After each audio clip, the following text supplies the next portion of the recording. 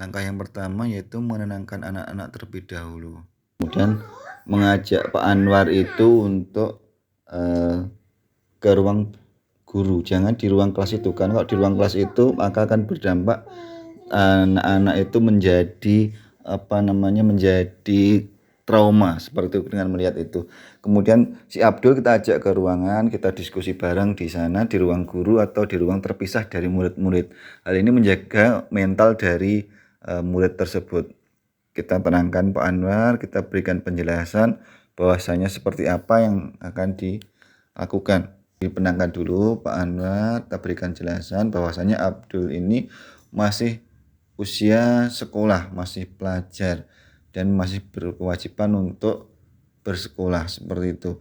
Kalau alasan Pak Anwar tidak ada yang membantu, itu bisa saja nanti setelah pulang sekolah diberikan pengarahan kalau panen ditambah setelah pulang sekolah bagaimana, seperti itu. Dengan pendekatan personal, saya kira Pak Anwar pun juga akan memahami apa yang dimaksud atau yang diinginkan oleh untuk kita ya, kepentingan Abdul, karena Abdul sendiri juga mempunyai kepentingan yaitu belajar dan dia masih dalam statusnya masih anak-anak seperti itu, jadi tidak punya kewajiban untuk membantu dalam artian di jam sekolah. Mungkin itu pendapat saya, nanti bisa dijelaskan lagi. Terima kasih.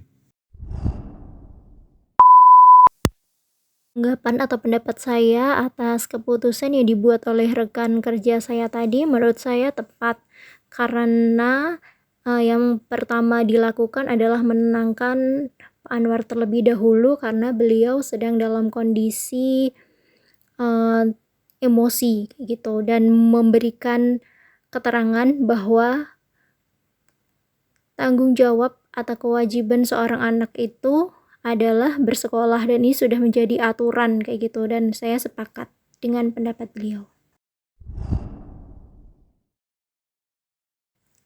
Prinsip atau aturan-aturan yang dipakai oleh rekan saya dalam mengambil keputusan adalah prinsip mengenai aturan yang telah ditetapkan atau berpikir berbasis peraturan, atau juga disebut dengan rule based thinking. Karena di sini beliau mengatakan kepada Pak Anwar bahwa kewajiban seorang siswa yaitu belajar, dan ini sudah menjadi peraturan di sekolah dan tidak bisa diganggu gugat.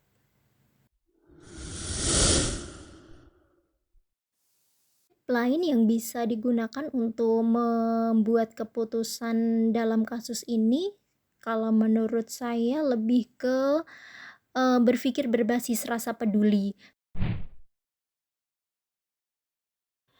Karena menurut saya di prinsip berpikir berbasis rasa peduli ini kita akan menempatkan diri kita bila mana kita berada dalam situasi si Abdul tadi, sehingga yang dilakukan Pak Budi salah satunya selain mengatakan bahwa seperti yang disampaikan rekan saya bahwa ini merupakan sebuah kewajiban ataupun peraturan sekolah, juga disampaikan bahwa kita harus menempatkan diri kita seperti si Abdul. Ketika Abdul ini seorang siswa, bagaimana yang harus dilakukan? Jadi ya Pak Budi harus bisa menyadarkan Pak Anwar bahwa ketika dia berada di posisi anaknya Abdul, apa yang harus dilakukan, seperti itu.